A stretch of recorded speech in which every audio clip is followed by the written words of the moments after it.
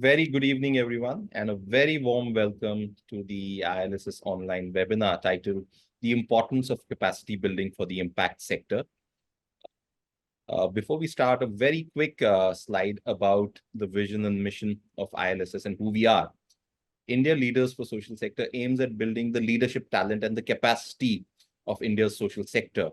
This capacity that it needs in order to create catalytic impact at scale. We engage in this by developing inspired leaders for deeper social impact and to create that impact at scale. And we achieve this through our various capacity building programs aimed at the corporate sector, people who are looking to make the transition, and for leaders who are already there in the social sector. Next, please. Welcome, Shri. It's an honor to have Shri Rajan as an advisory partner at Bain in San Francisco. Prior to this role, he served as a partner at Coca-Cola, an early stage venture fund in Kota Capital, an early stage venture fund in San Francisco. Before joining Kota Capital, Shri was partner in Bain & Company's San Francisco office. He has over 25 years of management consulting experience spanning India and the United States. He has previously held roles as managing partner for Bain & Company India and subsequently as chairman of its India operations. Shri earned his MBA from the Wharton School of Business, where he was recognized as Palmer Scholar. He also holds a postgraduate degree in management from IIM Calcutta. In addition to his professional roles, Shri serves on the board of Delivery, a logistics startup in India, and acts as an investor and an advisor to numerous other startups and funds. He serves as chair of the advisory board of Akshay Patra in India and as vice chancellor of Akshay Patra USA. He sits on the advisory boards of the Central Square Foundation and the Convergence Foundation and chairs the advisory boards of ILSS and the Udati Foundation. Welcome, Shri. Thank you, Adil. It's good to be here. And we also have Anu with us, who is our founder and CEO. In the interest of time, I'll just skip this slide because we all know Anu. Yes, thanks. That's always a threat I give the team that please don't bother introducing me. Delighted, Shri, to have you here with us. So thank you so much for making the time. To begin with, really, for all those that don't know of how much work you have done over the years within the social impact space, share with us really your journey. I mean, we talk about your journey at Bain, but what's the parallel journey you had involving yourself in the social impact space? Where did it start? What were, the initial sort of connections? And, just would love to hear more about that. Sure. So again, Anu, thanks for having me on this. And I'm looking forward to an engaging conversation. But many years ago, I would say around 2015 or so, I got engaged with a couple of organizations in parallel. One was the Central Square Foundation, where Ashish Dhawan asked me to come on the board. And I've been on the board ever since, so almost actually 9 years. And then I also got engaged with Akshay Patra. And at that point of time, I came across Akshay Patra. It was a wedding invitation when, where somebody said, don't give us any gifts, just give money to Akshay Patra. I'd never heard of the organization, but I got curious. I found out more about it. And I really wanted to be more involved. And I reached out to the organization, met Sridhar, the CEO. And over the years, I've done a bunch of different things for them through Bain and then personally as well. And then subsequently, when they set up an advisory board, I became the chair of the advisory board in India. I moved to the US a few years ago and joined the board in the US, which is primarily a fundraising arm that helps raise money for the operations in India. And that was really the start, I would say. It enabled me to really understand and go into depth with both these organizations. And over a period of time, I got involved with a number of other organizations as well, including ILSS. I'll come and talk about that in a minute. But I then subsequently, we started Udati Foundation, which was focused on women's economic empowerment. I'm the chair of that organization, again, focused on women's economic empowerment in India. The Convergence Foundation, which Ashish started, which is really sort of, I would say, an incubator of other social impact organizations. And then ILSS, I know you and I spoke a couple of years ago, and I came on the board and I chair the ILSS advisory board over here. Apart from the formal roles I've played with all these different organizations, and I must say, I was on the advisory board of Britspan in India for many years, from the time that Britspan in India started till I would say a couple of years ago. And I would say that apart from the formal roles that I've played with with all these organizations, I have tried to be helpful as much as possible whenever people have reached out. So there are many other organizations that I've sort of been involved with at the periphery and tried to be helpful. I think, my overall philosophy is that there is so much to be done. There is so much to be done. There's so many problems to be solved that, it's only right of me to help in any way that I can. So that's a little bit of my journey.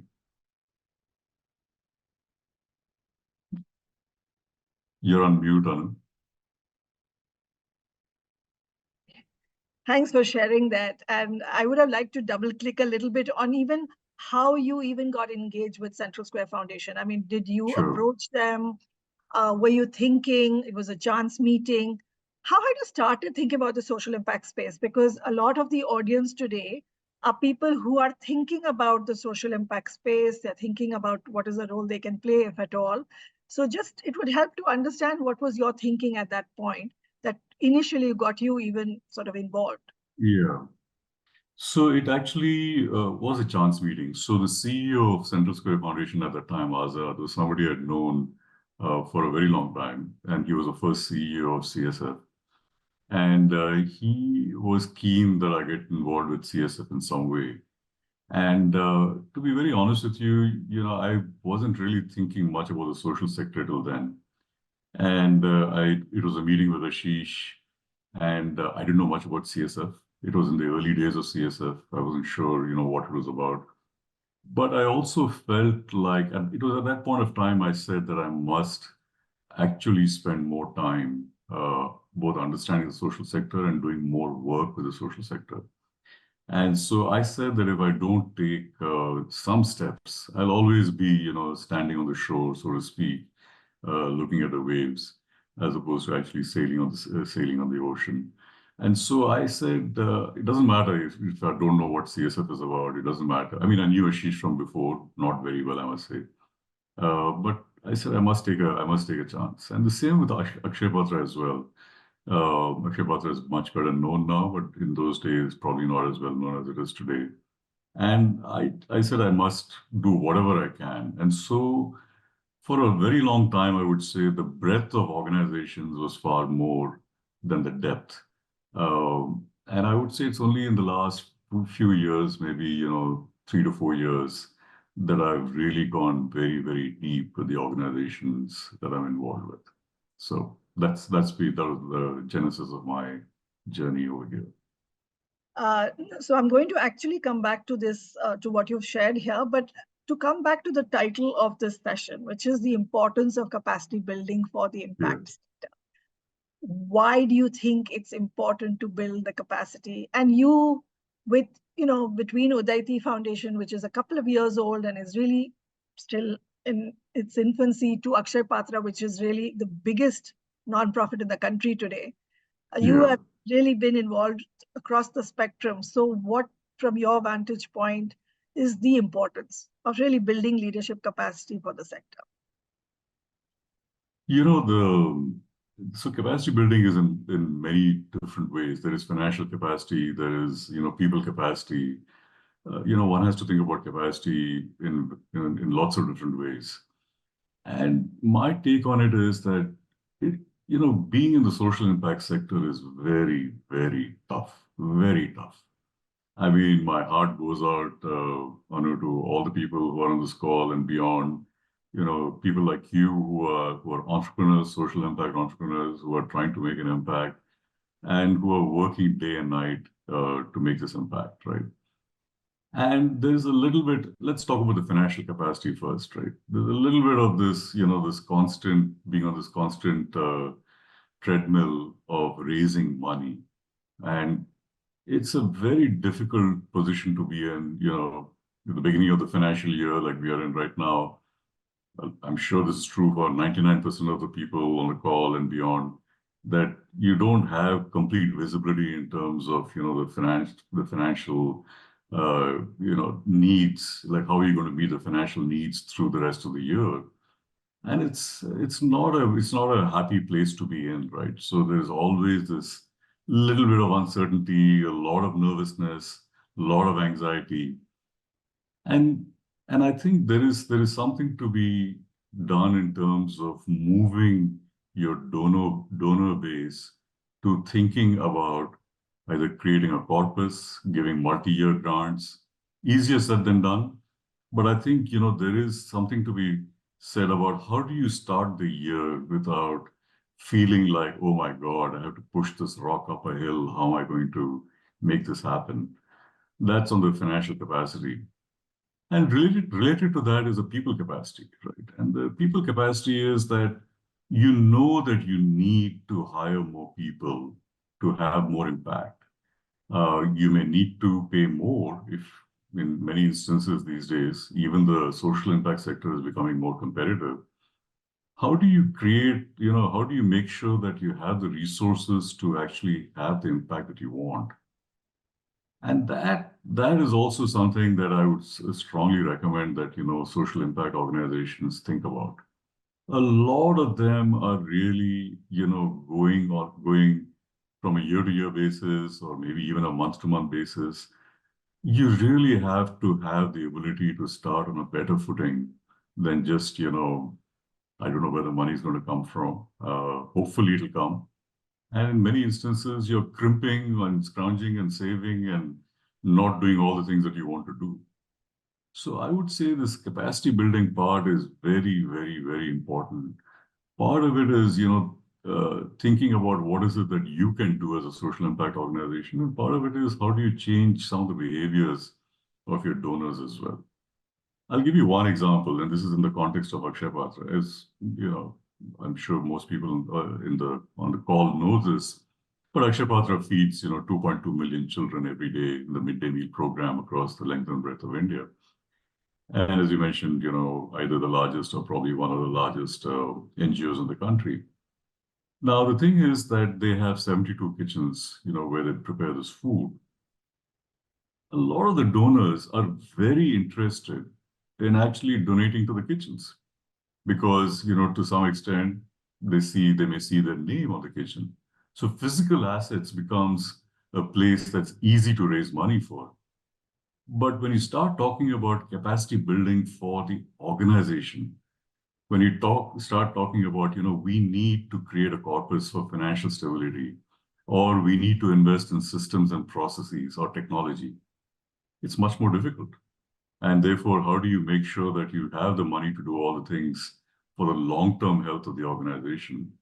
That's very, very important. So let me pause, we'll come back to this, I'm sure, but let me pause over there. In fact, one of the startling insights I got when I was talking to some of the leadership at Akshay Patra, and correct me if I'm wrong, is that actually their corpus, because they is actually not, given the size, the volume of their work is quite small, which is really a shame, which just tells you really how much more thinking needs to go into strengthening organizations that are doing such important work for the country, right? So I think, I hope there are philanthropists in this audience who are really thinking about it, because I always call the social sector organizations the middle, because everyone's so focused on the funding and the sort of end beneficiary. Nobody's really thinking about how do you strengthen the ability to give.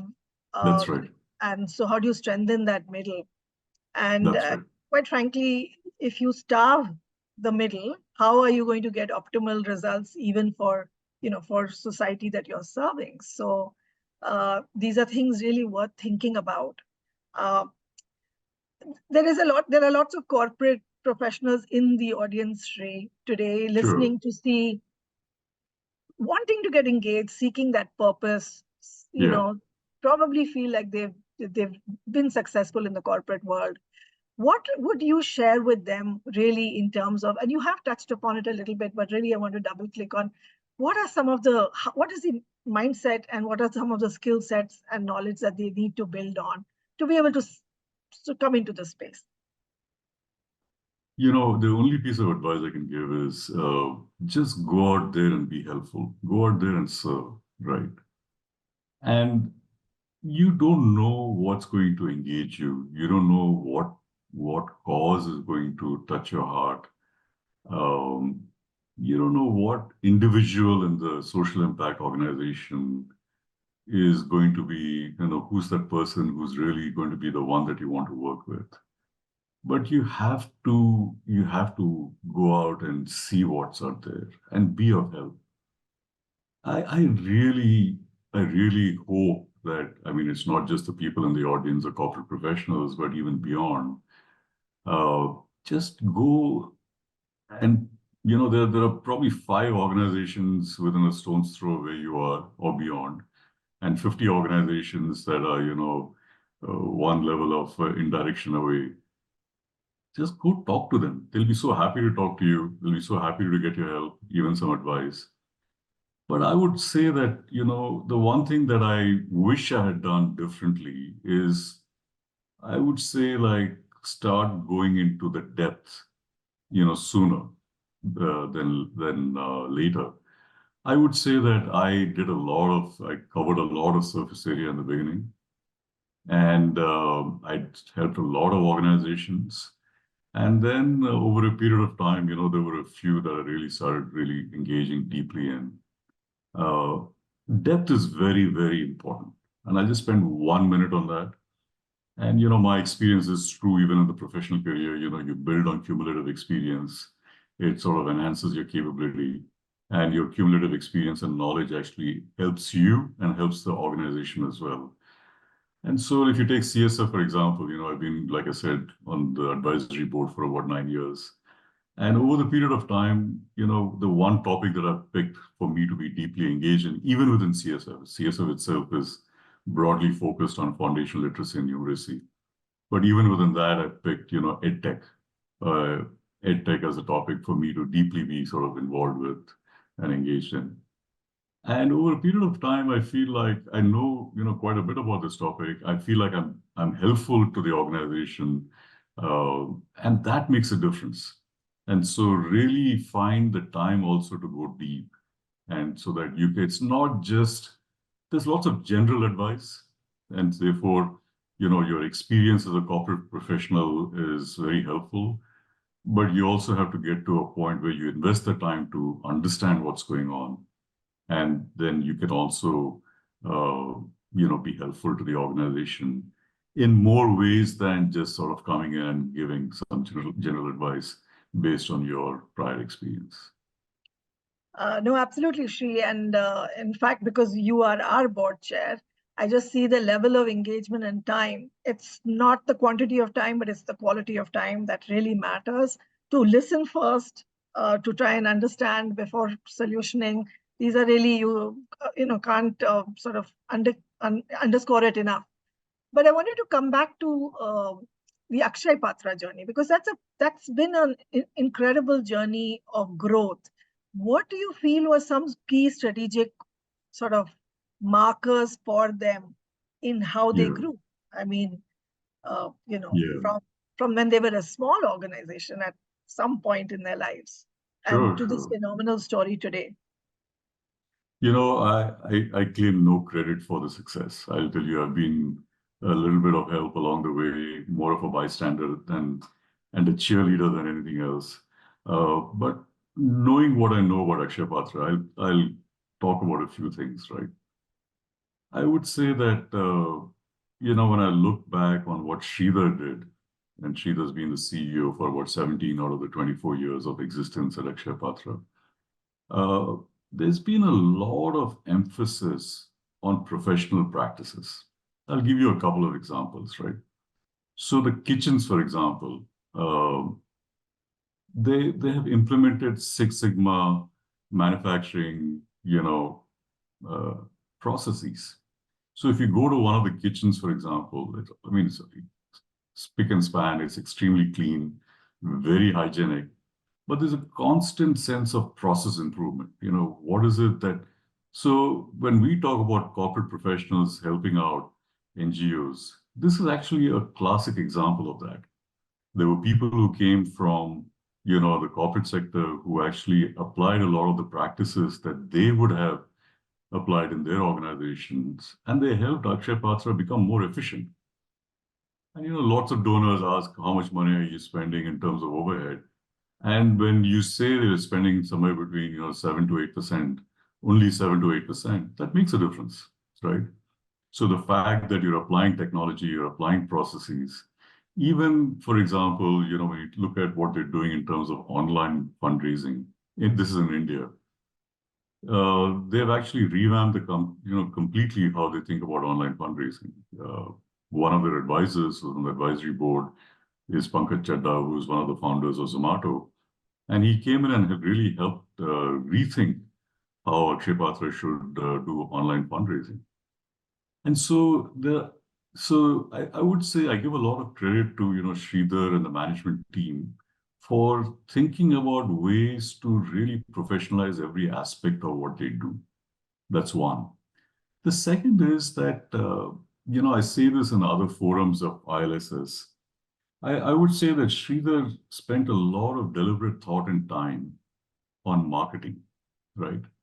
Sometimes in the social impact sector, marketing can be a dirty word. The mission is more important than marketing or sales. I get that. But unfortunately, it is an important aspect of how you should think about, your organization, how you position your organization, how you think about fundraising. All of these are important, and all of these are practices that corporate professionals are very used to using in their day-to-day lives, right? And, Sridhar comes from a corporate background. He used to work at Cisco, he used to run a business unit over there before he came to Akshay Patra. And so he brought a lot of those practices to Akshay Patra. And so that's why when I talk about the value of corporate professionals coming into the social impact sector and adding to the capacity, these are ways that you can do that. You can do that on a part-time basis, like I have done, or you can do that on a full-time basis. Like there are many, many people actually at ILSS, at Akshay Patra, at Udayati, at lots of organizations I'm involved with, who have left their corporate jobs and moved full-time to the social impact. And so I'll just say one other thing, Anu, and that is that the flip side is you have to have the humility to know that you don't know much about the social impact sector if you're a corporate professional. I've also seen like many corporate professionals assume that they can bring corporate practices and it'll work like a charm when they move to the social impact sector. That's not necessarily the case. You have to have the humility to know that you don't know a lot. You have to understand what are the pushes and pulls of actually making change happen and having social impact. You have to really sort of work hard at that. And don't assume that you can come in and you're going to, sprinkle magic dust and suddenly there's going to be, all this stuff. I've seen that happen a lot also, by the way. A lot of corporate professionals who feel like, why is the social impact sector so inefficient? Why is the social impact sector not doing more? And you have to understand the reality of what it takes to make change happen on the ground in India. So let me pause there. No, absolutely, Shri. Music to my ears, because I do feel like the kind of work that's happening, how complex work is, how difficult the enabling system is. Fundraising is not easy. I think we don't celebrate enough the social sector leaders. Yet we do need to realize that professional skill sets that the corporate world has seen in terms of scale, in terms of just good governance, good governance, compliance, are very, relevant and transferable skill sets. And, coming to your point on Sridhar, because I find Sridhar himself is wonderful. He's a corporate crossover in some ways and has done such a phenomenal job with Akshay Patra. But when I started ILSS, I remember that I attended actually a workshop, like a round table where the subject was, is marketing good for the social sector? And I remember being very flummoxed by this thing. Why would it even be not good? But it was hotly debated. And, and there were, I guess, pros and cons. But I do really believe in this day, with the kind of, funding coming, CSR, the landscape shifting, one has to be able to put one's work out there if you want to get the kind of funding, you need to get. So, whether you like it or not, you do need to talk and amplify your work. What, Shri, what do you feel?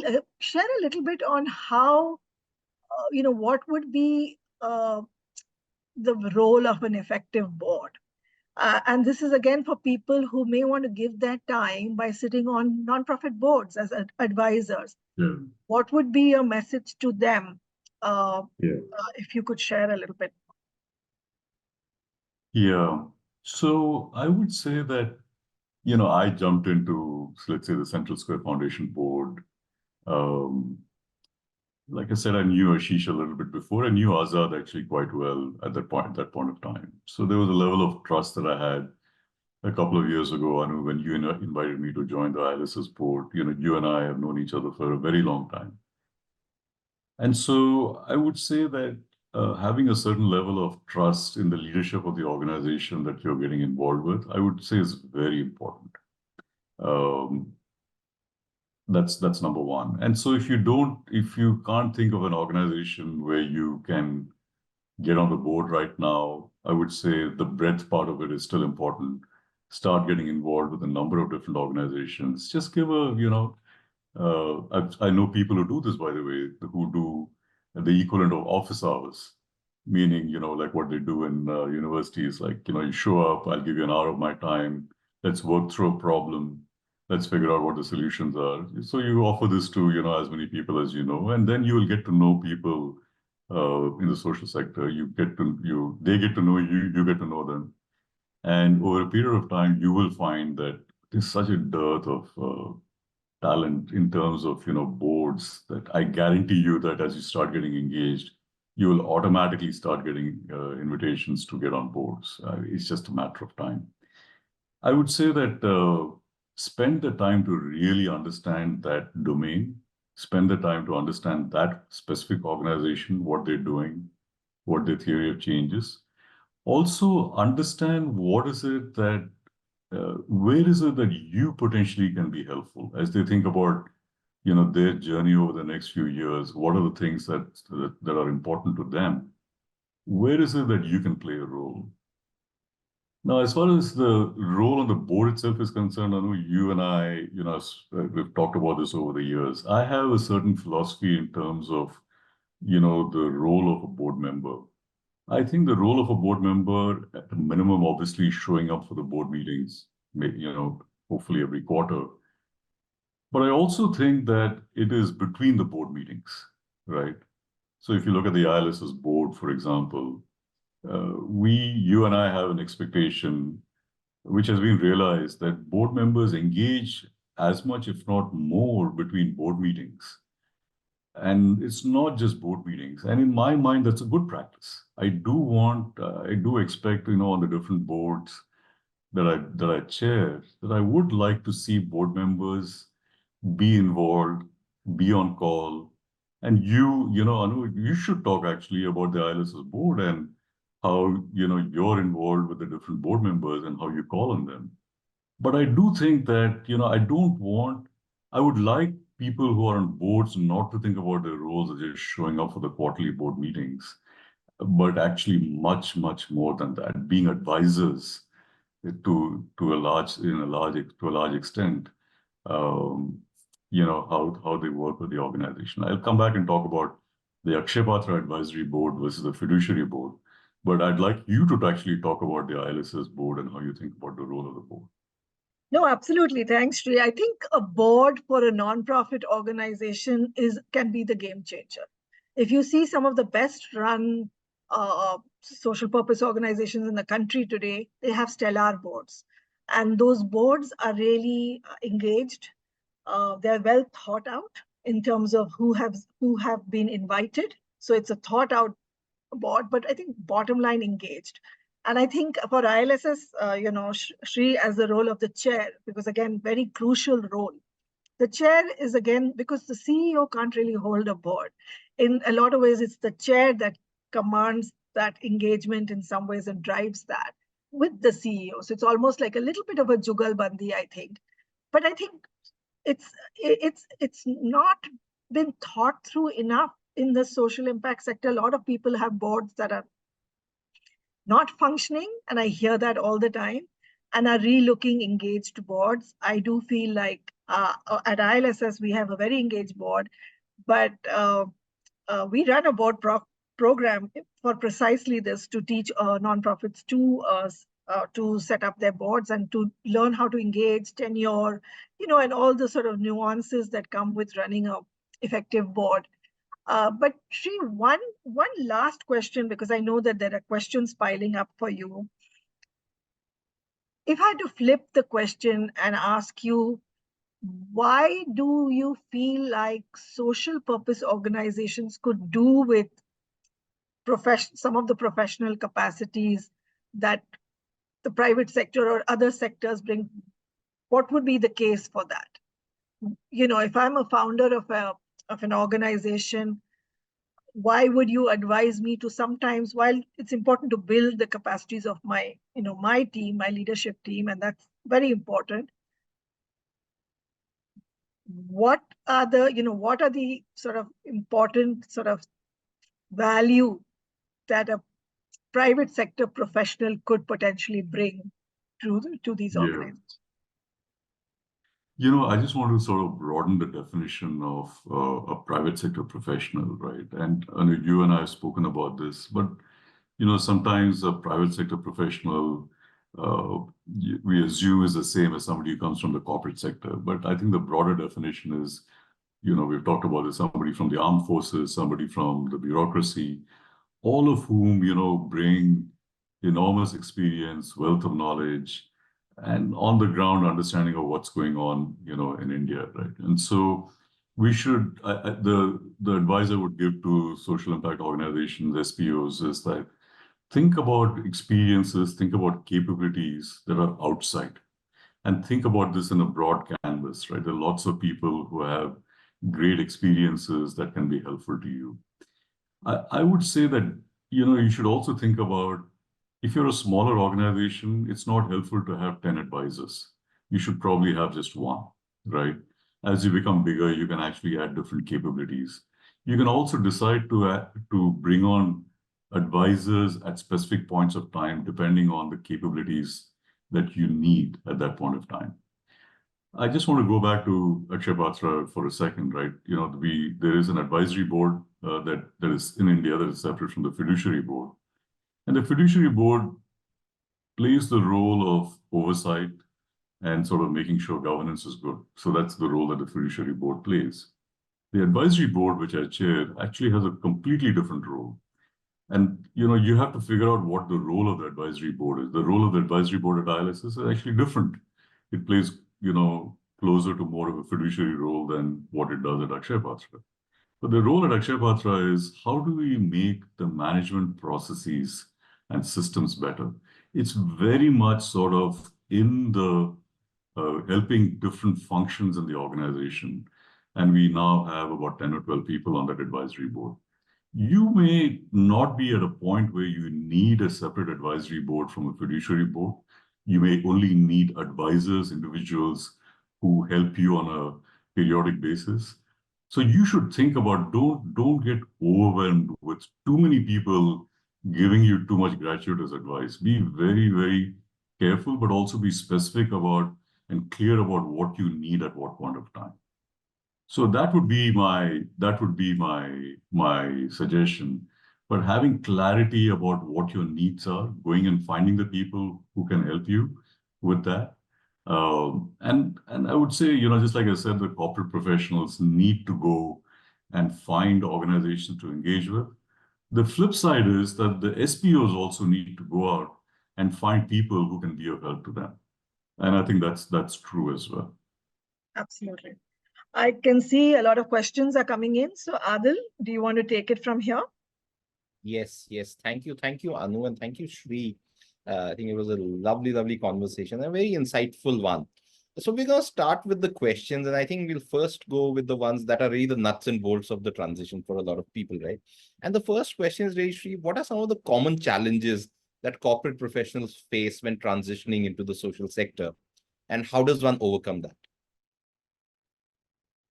Yeah, I touched upon this briefly. I think the biggest challenge, I think you have to go in with humility. You have to go in with, um, I would say, an attitude of learning to understand more about what is going on in the sector, right? In that specific domain. Uh, the corporate sector, works in a very different way than an SPO, because in an SPO you're trying to make change happen on the ground in most instances. It's very difficult.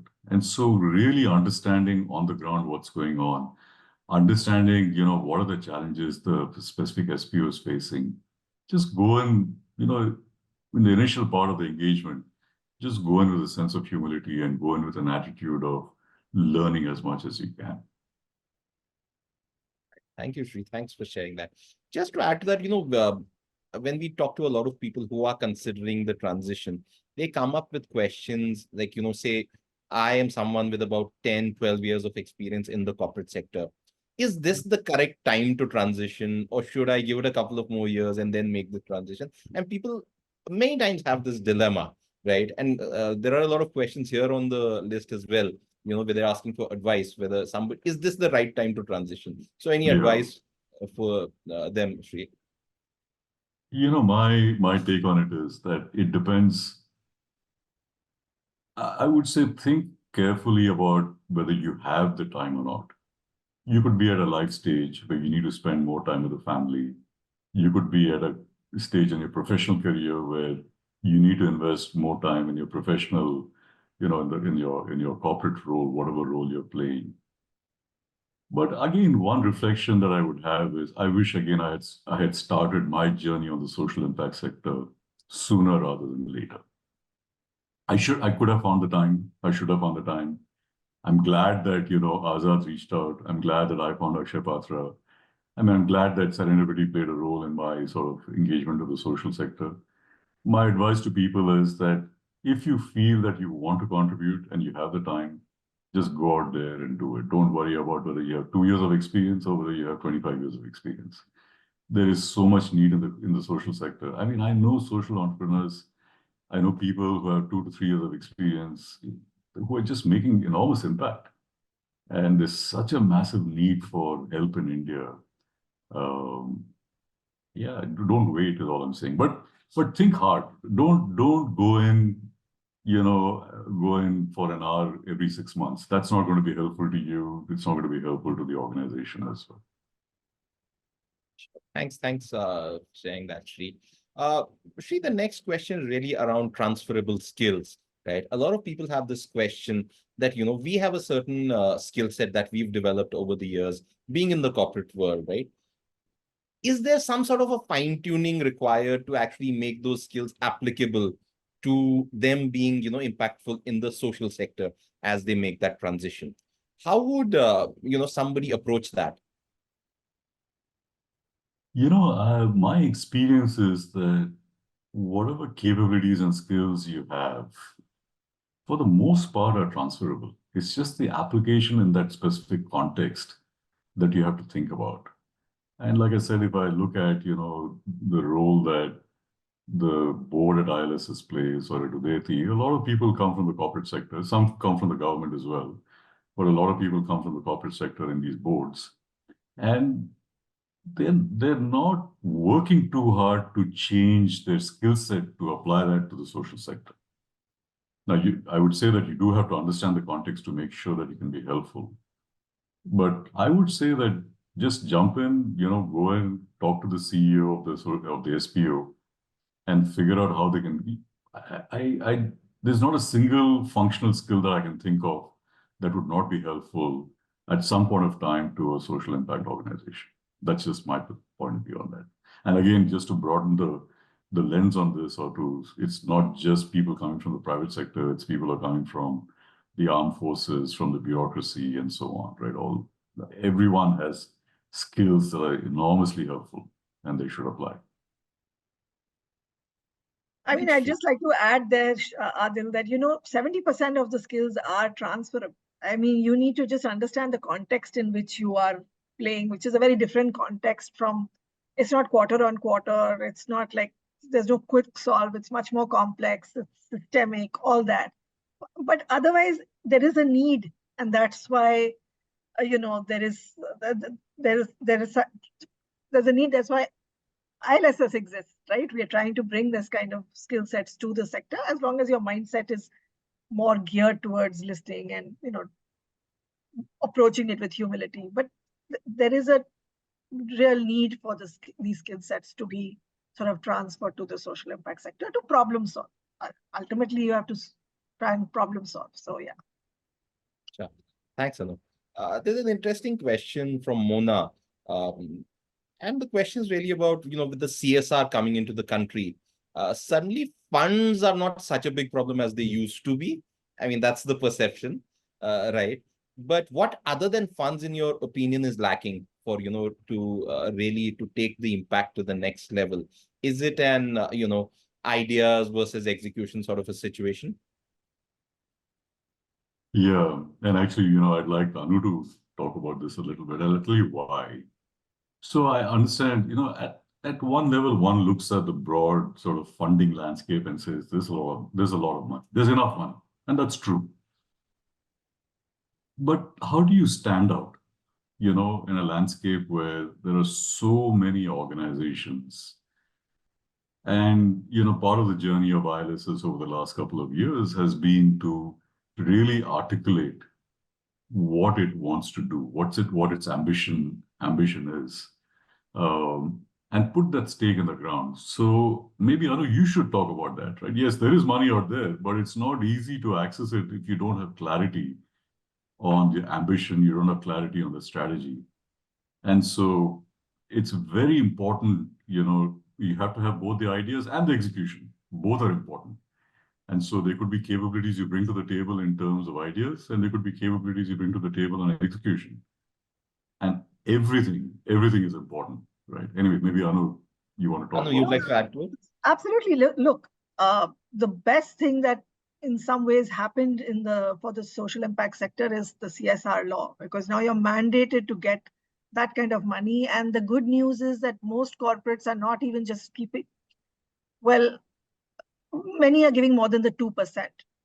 So, collectively from 2014 to now, there may be 100,000 crores that may have come from CSR. So yes, if you think about it, yes, there's a lot of money that is coming in that wasn't there before, or may have been there but wasn't sort of mandated. But the reality is that CSR comes in very programmatically. It's anyone who's accessing CSR knows you get the funds for programs, but how do you build your institution? How do you keep a corpus? How do you save for a rainy day? How do you fund for your non-programmatic team? So there is enough. In some ways, it's almost like this. And I would like you all to read about this. There is a whole now philosophy that I think Bridgespan is really talking about, which is ending the starvation cycle, which is really telling funders, and I'm not talking about CSR, but generally funders, to fund for institution building. Because today, as a founder of an organization, I can tell you that while there is funding, so much of it is tied. That doesn't allow you to grow, to scale, to strengthen, to build resilience. COVID saw such a setback. So many SPOs really struggle because 85% of their funding sort of went to, PM care, etc. So really, it's not as much of an enabling environment as we hope. But I'm also an optimist, and I think anyone in the social impact sector will be, because we also see work on the ground. But I think for a founder today to build resilience, there are many other things that he or she needs to do. Of course, learn how to fundraise and have a fundraising strategy across retail, across HNIs, institutions, and CSR. But also, how do you convince your donors to fund for your institution building? How do you maybe get corpus?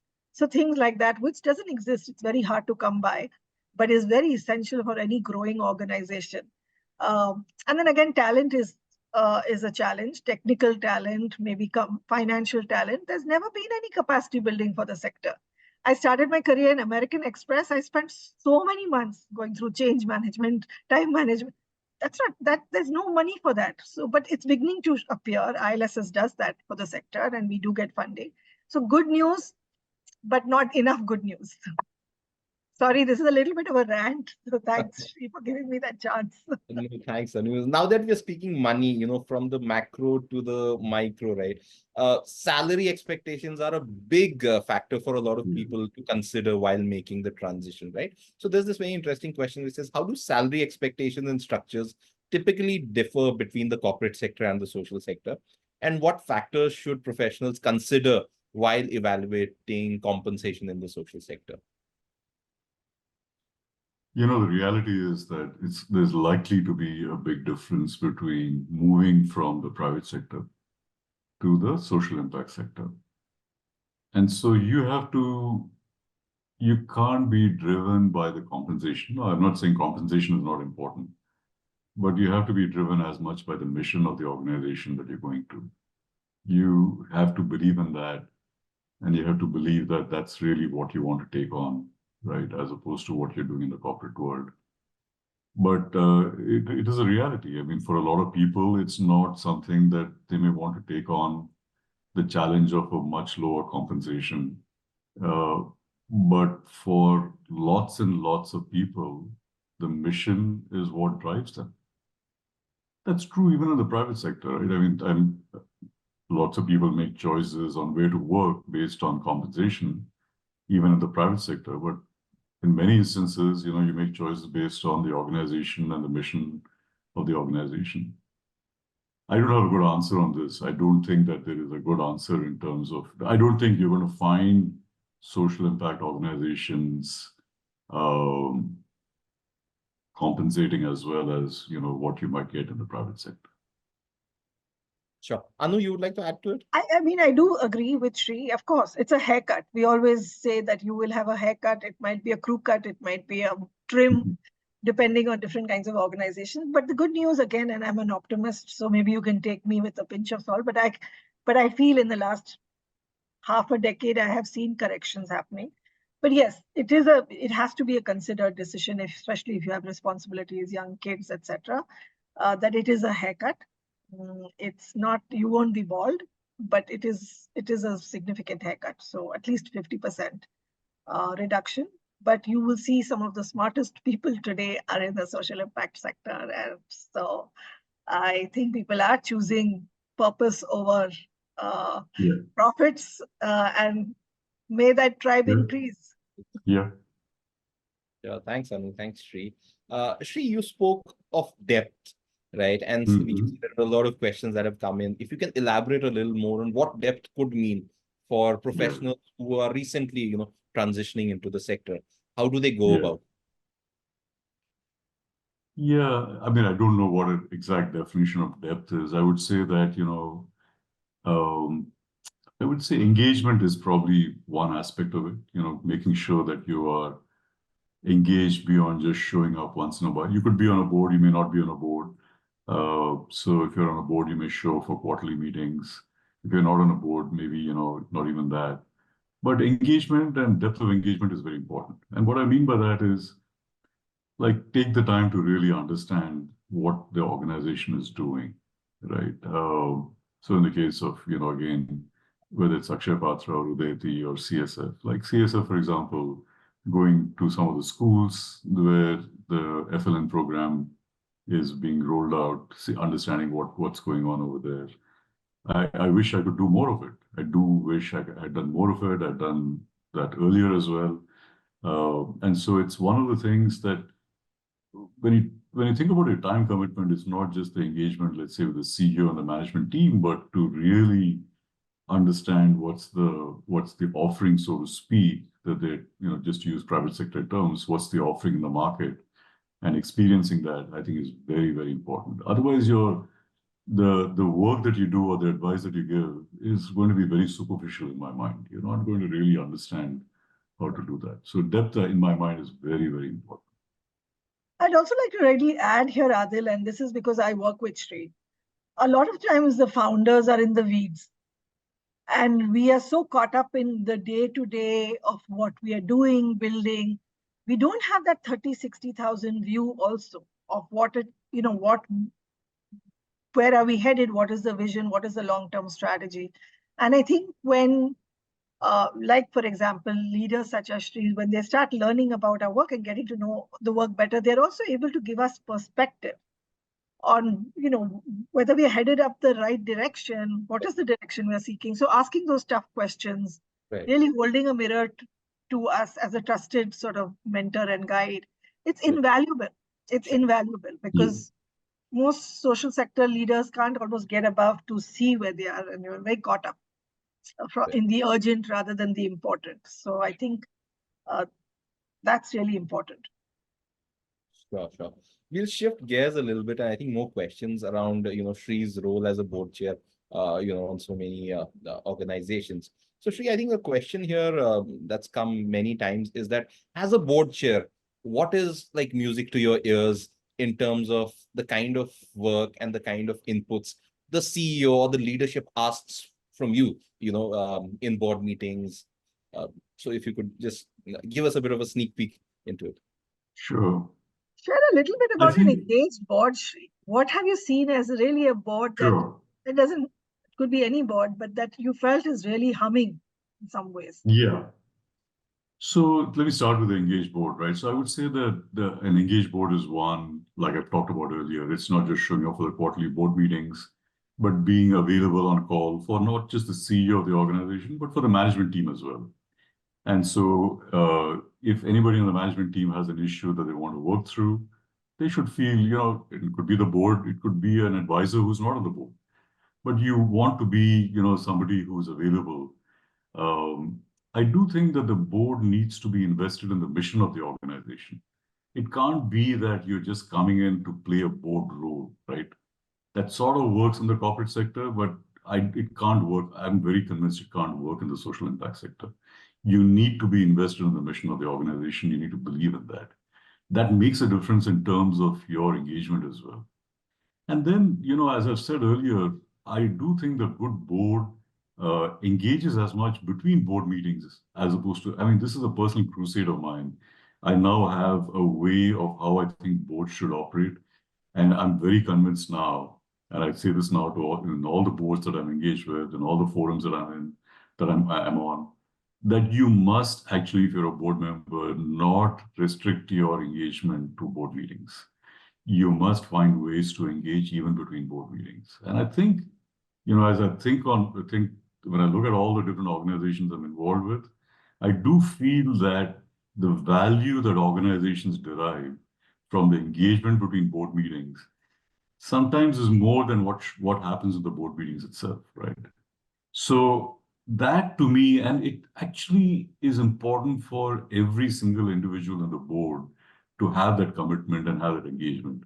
If there are one or two people who don't have the time, for example, or not able to be engaged, it becomes a little bit of an issue in terms of the dynamic. So thinking about that as a chair of the board is actually a very important role that you have to play. So hopefully that answered that question. I also feel from my experience of working with a lot of SPOs that are setting up their boards, that they are actually choosing. So we ask them that what kind of board do you want? They do want folks. So the chair of the board is very important, but they're also looking for people who will guide them on their people practices, on their HR, on their finance, on even branding. I was delighted when a couple of SPOs told us, can you get somebody who will help us with understanding our brand position and our branding? So someone from the marketing background. Now that's very new age. I don't think 10 years ago anyone thought like that, but it's the new way of thinking about the social impact space. They're choosing board members like that. And I think that's fantastic, So it's great. I'm glad that these shifts are happening in the sector. Okay, thanks, Shri and Anu. I think one more thing that has clearly come out in the questions is the funding situation, especially for, new, young, grassroots level, SPOs, where they say that it's kind of a chicken and egg situation. where they don't get, funds without having implemented large programs, and, without those large programs, that funding is not possible in a way. How do, young NGOs approach this? It's a real issue.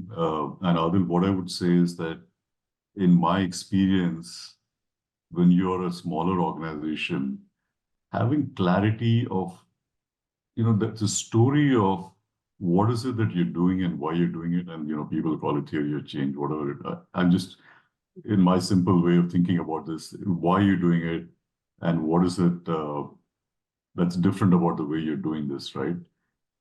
That clarity and the articulation of that, if you get that right and you find the right sort of people to talk to, it can make a difference. What I found is that a lot of social entrepreneurs have the passion, but don't necessarily have a good way to articulate why is it that somebody should back them, right? What is it that's different about how they're approaching an issue, how they're approaching a problem? And that's why what ends up happening is that the impact that they have ends up being localized because they're not able to scale, right? The reality is that it's you're constantly on this, you're trying to raise money so that you can scale. You're trying to bring in people before you actually have the money. These are all realities of the social sector. But I would say the starting point, especially for younger organizations, is to have that clarity and to continue to refine that clarity as you move forward.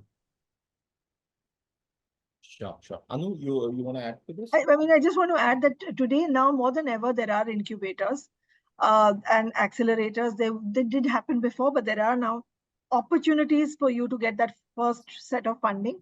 Little amounts, but still. Right. I think today, because of social media, you can go on LinkedIn and ask for help. So if you're looking for someone to just even help you with your pitch, you'd be surprised. If you put out a call for help, you might have somebody, like recently, somebody had put out for technical help. He wrote a mail on LinkedIn that I'm needing some tech guys to help with this problem. And he got some 70, 80 people wrote back. So, there are more opportunities today to actually seek help than maybe 5, 7, 10 years ago. But it's hard, especially if you're a grassroots, rural-based organization. It's harder, but it's not impossible. Right. If you're a bit innovative and if you're listening to this, there are ways you could sort of seek help and get help. Sure. No, Anu, I think I echo that, especially having interacted with a lot of these young organizations that approach us for the fundraising program. It's good to see that, there are a lot of funding organizations that actually help out these starting organizations to really give them some head start, till they find some footing in the sector. And I promise, last question, Shri, there are a lot of people in the audience today that are actually mulling a transition, are maybe looking at our leadership program. A piece of advice for them. Just do it. Just do it. Yeah, I would say that. I'll recap a lot of the things I said, right? You do want to think about what stage you are in your career. It can be a little daunting, but if you're truly invested in the mission, you want to have an impact, you should do it, right? But also think hard about, there's never going to be a perfect time. I'll also say that. But you also want to make sure that, whatever sort of career aspirations you have in the private sector or otherwise, that you fulfill them. If you're not really getting joy, you're not really getting engagement in terms of what you're doing, you feel like you're more mission driven, you want to have an impact.